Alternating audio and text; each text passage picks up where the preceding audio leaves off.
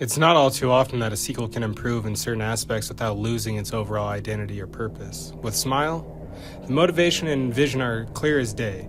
It's the simple fact that there will be times in life when there are those who carry the trauma of others without choice. Trauma that has been thrust upon them, to the point where you cause your own trauma in hopes to escape.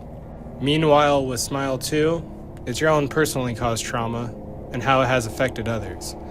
No matter how much you ignore the trauma, it is always there, and those habits die hard as the consequences begin to mount. Let's get into the review for Smile 2. Smile 2 is directed by Parker Finn, the creator of the original short film Laura Hasn't Slept, and the director of Smile. It also stars Naomi Scott. I know her from the Power Rangers reboot as the Pink Ranger. So a quick summary of Smile 2. It's about a global pop star named Sky Riley. She's having trouble dealing with a past event that has currently changed her life, as she is in the midst of a comeback with press tours, preparing for a world tour. Little does Sky know her history of trauma is only going to worsen as she chooses to meet an old friend, leading her down a spiral of self-destruction. For those who have a penchant for impatience, overall I thoroughly enjoyed this film. It was a worthwhile experience with acting that leaves a lasting impression, truly inventive scares that stray away from the norm, that may also cause irrational fears of items, rooms, or events. The character development is very haunting, it's also a masterclass in story structure. It is slightly predictable, but it has a majestically disturbing ending. Although, be warned, the atmosphere is less claustrophobic. With the original Smile, the atmosphere was bleak, isolated, confined, and detached. This time around, Smile 2 has a little bit more of a flair and glimpses of what I would call like an independent blockbuster.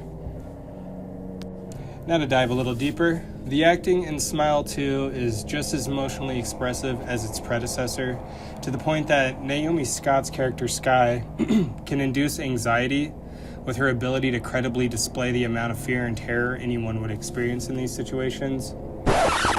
Although I would say Sosie Bacon did better in my opinion, Naomi Scott does hold her own, and she will be remembered by horror fans for the foreseeable future, but Sosie Bacon she was next level, but there is nothing bad about Naomi Scott. It just has to be said.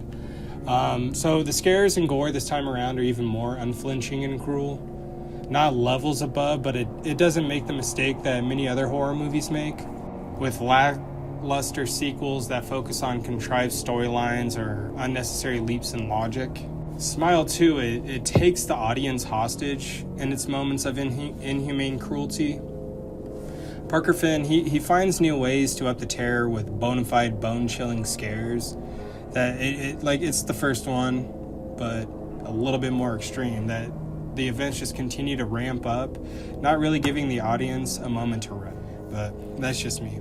So the events of Smile 2, they naturally progress with pacing that stays consistent and only has a shallow valley between two sizable peaks, I would say. It's a great example of the progression is what causes Sky to become cursed. You know, I won't give too much away, but a dying habit of hers causes her to visit an old friend that alone should be enough to paint the picture along with what is shown in the trailer. And like I said, the pacing is consistent. It doesn't allow for the audience's interest to stray away. And Smile 2, it's in no rush to get to the end, but it also doesn't want to waste your time. It's a very, very tightly knit film that is easily rewatchable, and it can become a classic for every Halloween. And then another outstanding aspect of Smile 2 is the transitions. There are multiple transitions that complement the movie with mind-bending results.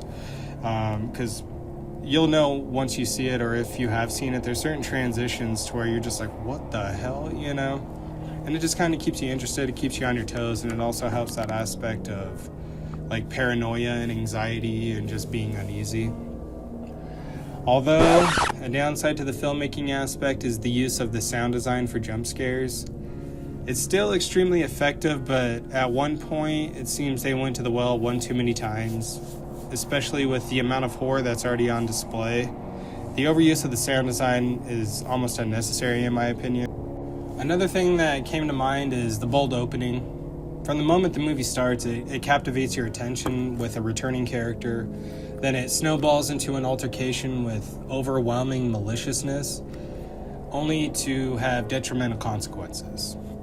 Although I was hoping for more of this character, the opening was a great way to set the tone of the film. Overall, it was a memorable experience, and it met most of my expectations. I left the theater with no regrets. And lastly, possible spoilers. With the way the film ends, I wouldn't expect a sequel, honestly. I think a sequel would most likely jump the shark unless they have something planned already with this ending, leading to an overall outcome, but it just seems unnecessary, in my opinion. So I would give Smile 2 a 4 out of 5 monkey paws. So if you were on the fence, I would say go for it. Get it, go for it. I give it up. To my viewers, I appreciate you guys. To my subscribers, I love you guys. And as always, remember, stay spooky.